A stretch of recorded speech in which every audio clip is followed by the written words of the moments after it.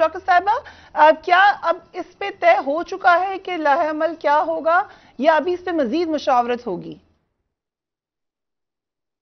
मेरा ख्याल है कि जो खान साहब ने फरिया ऑलरेडी अनाउंस कर दिया है उसी के मुताबिक होगा।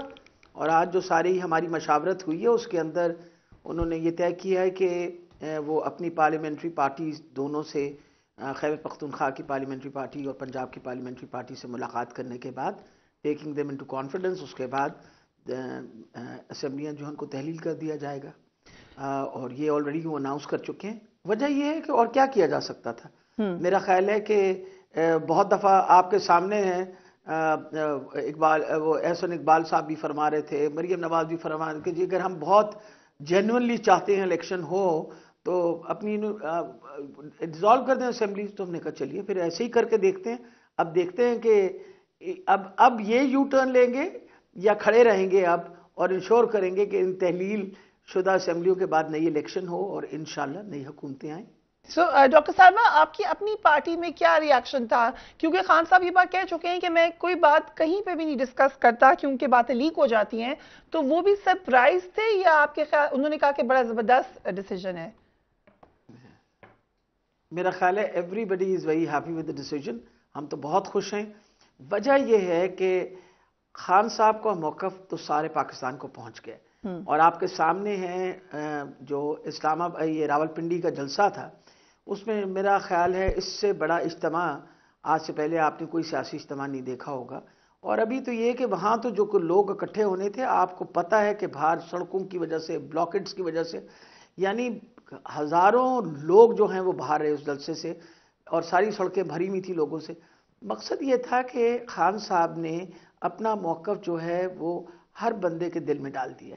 और यकीनन आप मैं अपनी बात करूं तो मैं भी यही चाहती हूं कि मैं ज़हनी आज़ादी के साथ जो आइंदा की ज़िंदगी अपनी गुजारूं और आगे जो पाकिस्तान का मुस्तक़बिल है उसको हम महफूज करें ताकि हमारी औलादें, हमारी अगली नस्लें जो हैं वो फलें फूलें, बजाय ये कि इसी रट के अंदर जो हम पड़े हुए हैं, करप्शन के रट के अंदर, झूठ बोलने के, लूटने के और आप कौमी असासे ख़त्म करने के, उससे हम बाहर निकलें और पाकिस्तान को वो मुल्क बनाएं जो कि कायदे आज़म का ख्वाहिश थी और अल्लामा इकबाल की ख्वाब थी। तो हम तो सारे खड़े हैं साथ। और मेरा ख्याल है मैंने तो किसी की, हर बंदा इतना खुश है खान साहब की इस डिसीजन से, क्योंकि अगर अब तक हम 7 महीने से एहतजाज कर रहे हैं और पूरी कोशिश हमने की कि इनको होश के नाखून लेने ने बेड़ा गर्क कर दिया इस वक्त इकॉनमी का। आप हाल देखें कि क्या हुआ है। You going towards default. Miftah Ismail साहब इन्हीं का अपना बंदा है जो रोज़ाना कहानी डाल रहा है कि ये जो बेड़ा गर्क हुआ है इकॉनमी का ये हमारी वजह से ही हुआ है और आइंदा हालात मजीद ख़राब होंगे। महंगाई इस वक्त आसमान से लगी हुई है। तो ये सारी चीज़ें जब सामने देखते हैं हम तो मेरा ख्याल है बहुत बेहतर है कि आप सियासी स्टेबिलिटी लेके आए। अगर पॉलिटिकल स्टेबिलिटी आ जाएगी तो इंशाल्लाह इकोनॉमिकल स्टेबिलिटी भी आएगी। अली परवेज मलिक साहब, ये जो बात अभी डॉक्टर साहिबा ने की, ये हमारे पास स्टेटमेंट्स भी हैं, ऑन रिकॉर्ड स्टेटमेंट्स हैं, चाहे एहसन इकबाल साहब की हो, चाहे मरियम नवाज की हो। बार बार आप लोगों ने ये ऑफर की कि आप असेंबलीज तोड़े। लतीफ खोसर साहब पीपल्स पार्टी से उनका ताल्लुक है, उनकी भी है, हम आप फॉरेन असेंबलीज तोड़ देंगे। अब क्या हुआ एकदम से जब खान साहब ने ऐलान किया तो लगा कि you are banking on other things, या तो ये कि गवर्नर राज लगा दिया जाए या लोगों को तोड़ मोड़ लिया जाए या परवेज इलाही साहब को जाके कोई लालच दिया जाए। ये क्या वजह थी कि ये तमाम बहस छिड़ गई आपके अंदर? बिस्मिल्लाहिर्रहमानिर्रहीम। बहुत शुक्रिया फरिया, आपने अपने प्रोग्राम में मौका दिया। देखें, मेरा तो ये ख्याल था कि डॉक्टर यास्मीन राशिद साहिबा जो हैं वो मेडिकल डॉक्टर हैं, पर यहाँ पे क्योंकि उन्होंने हमें ये बताया कि वो माशाल्लाह पीएचडी इकोनॉमिक्स हैं, तो मईशत की मैनेजमेंट के ऊपर तो मैं बाद में आ जाता हूँ। पर मैं पहले अपने अफसोस का इजहार इस चीज़ के ऊपर कर लूँ कि आज ये जो हमारा खेलने का शौक था ना, ये दस्तूर का एहतराम ना करने का जो शौक था, जिसके बाद आपने देखा कि इस मुल्क की खारजा पॉलिसी जलसों के अंदर डिस्कस हुई, जिसके अंदर आपने देखा कि एक हुकूमत का जो साबका फाइनेंस मिनिस्टर था वो पाकिस्तान की डिफॉल्ट को खुद इंजीनियर करते हुए पकड़ा गया, उसके बाद रियासती तकर्रियों के साथ क्या हुआ, रियासती इदारों के साथ क्या हुआ, तो उसने यकीनन मुल्क को एक बड़े मुश्किल मरहले के ऊपर लाके खड़ा कर दिया। यहां तक तो मैं इनसे एग्री करता हूं।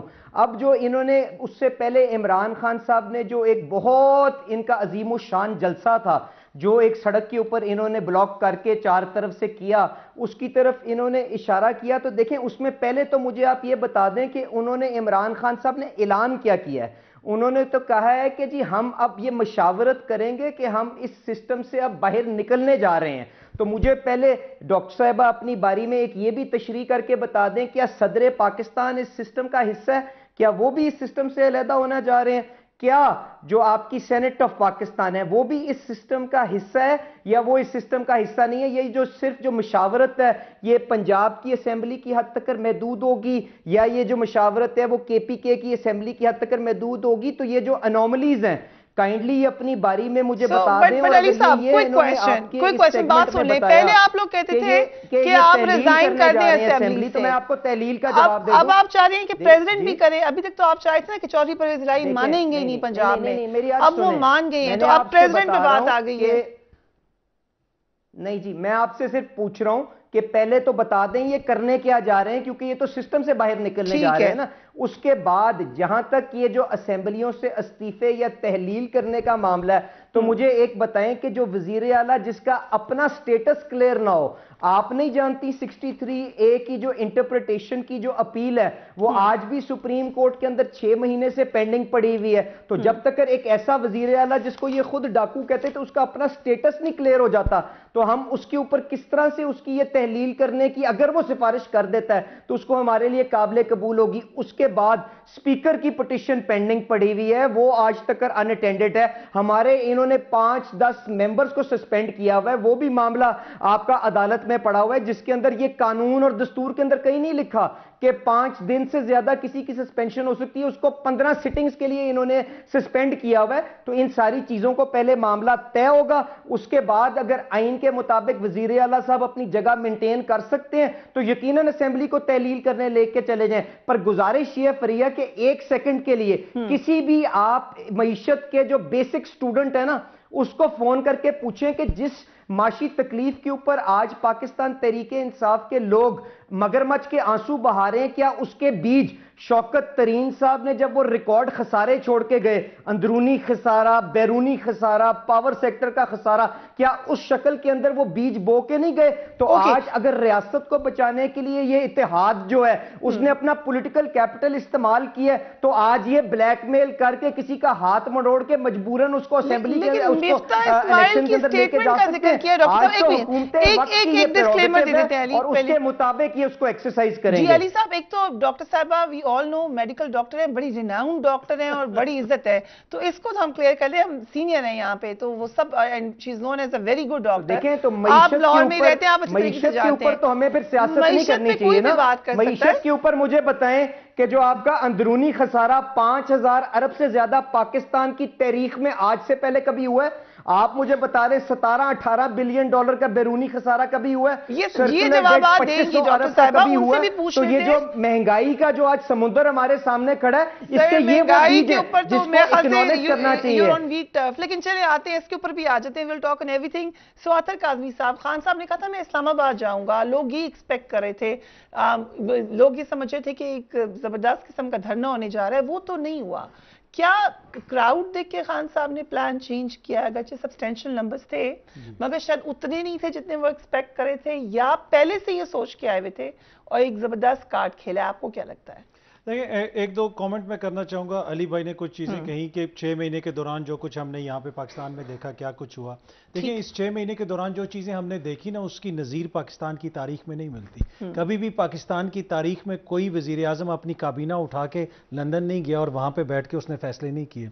मौजूदा हुकूमत जो है जब ये आई थी, ये किस नारे पर आई थी कि अनाड़ियों की हुकूमत है, हमने आके मईशत को ठीक करना है। फिर डॉक्टर साहिबा की पीएचडी तो मुझे नहीं पता, लेकिन एक मौशी साइंसदान, ये लोग सरकारी त्यारे पे जो अदालतों को मतलूब थे उनको प्रोटोकॉल के साथ लाया गया, जिनके हवाले से कहा गया कि उनसे तो डॉलर भी डरता है, डॉलर इतना डरता है कि अब 30-30 या 35-35 हजार डॉलर की एलसी नहीं खुल रही पाकिस्तान में। तो ये हालत हो गई है। तो ये तो तजर्बाकारों की इत्तेहाद था, इनसे हमारी उम्मीदें थी, जो उम्मीदें किस हद तक कौम की पूरी हुई हैं उसमें आपको माहिर मौशियात होने की जरूरत नहीं है। अब तो आर्मी चीफ ने कह दिया कि एक बहुत बड़ा मसला है। नहीं, आर्मी चीफ को ना भी फरमाते तो देखें, हर बंदा इस वक्त माहिर मौशियात बना हुआ है। क्या रोज हम करियाना की दुकान पे नहीं जाते? क्या रोज हम बच्चों का दूध नहीं लेते? क्या रोज हम अंडे नहीं खरीदते? क्या 6 महीने पहले ये सूरत हाल थी? तो अब तो किसी भी बंदे को आप स्ट्रीट पे रोक लें, वो आपको इकोनॉमी का ए से बी सब कुछ बता देगा। जहां तक ये ताल्लुक है कि खान साहब ने जो फैसला किया, देखें अब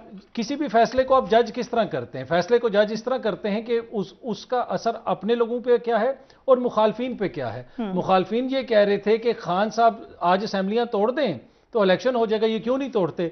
अब हर वो शख्स जो ये कह रहा था वो कह रहा है जनाब इनका तो हक ही नहीं है, क्यों ये असेंबलियां तोड़ रहे हैं? वो एकदम से ये चीज़ उनको नागवार गुजरी है। और दूसरा, एक तासुर कायम करने की कोशिश की जाती है, जैसे इमरान खान जो है जत्थे के जरिए इक्तदार पे कब्जा करना चाहता है।